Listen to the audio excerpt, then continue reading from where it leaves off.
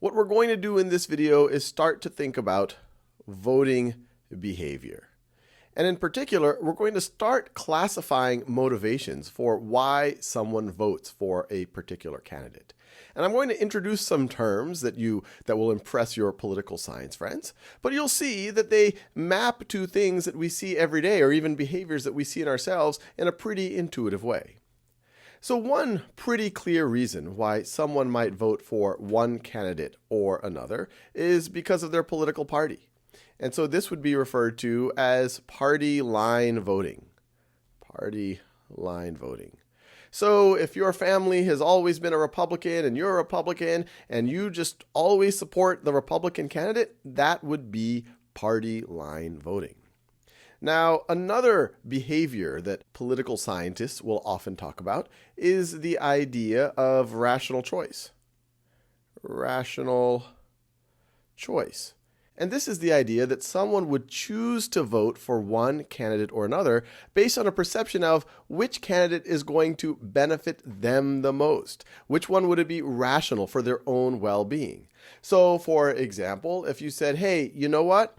I really care about the corporate tax rate. I'm the CEO of a corporation. If my corporate tax rate were to go down, then I would be able to have a more thriving business. And I think one candidate is going to do better for me on the corporate tax rate, and I'm going to vote for them because of that. That would be your rational choice. Your model, what's driving your voting behaviors, what's going to benefit me.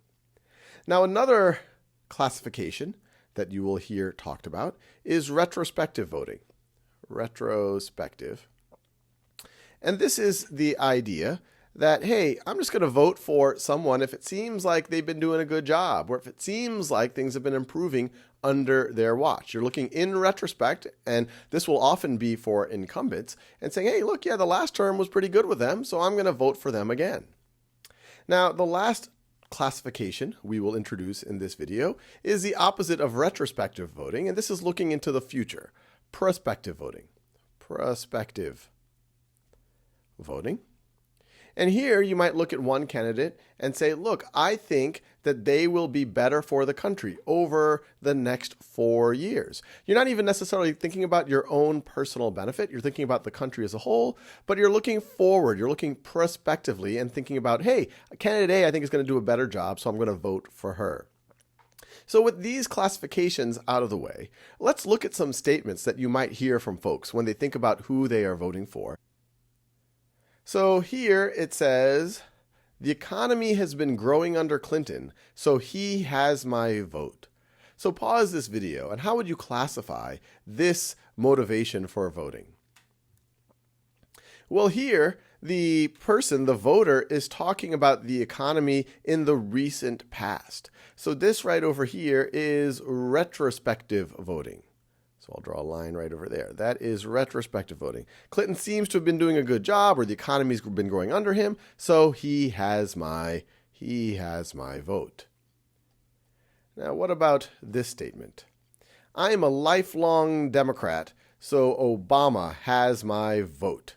Pause this video. What type of voting behavior is that?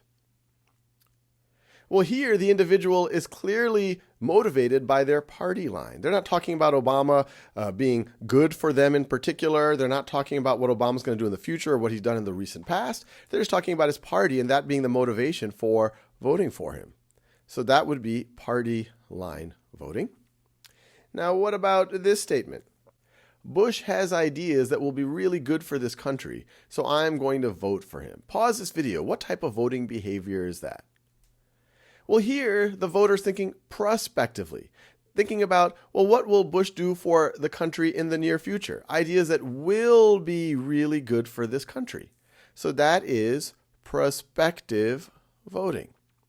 And then one more example. So if someone were to say, I think Mitt Romney will lower my taxes, so I'm going to vote for him. What would that be? Pause the video again. Well, we have one choice left here, and that is indeed rational choice. This voter is voting based on what is going to benefit them. Mitt Romney is going to lower their taxes, so they're going to vote for them. And to be clear, It's not that everyone's behavior falls clearly into one of these categories. It oftentimes will be a mix of these categories. In fact, oftentimes someone might say, hey, I like Obama because he's a Democrat, and I think he's going to be good for me, and things might have been good under him, or the perception is that things are good under him, and they might believe that it's going to be good going forward. Many voters will be motivated by a combination of these.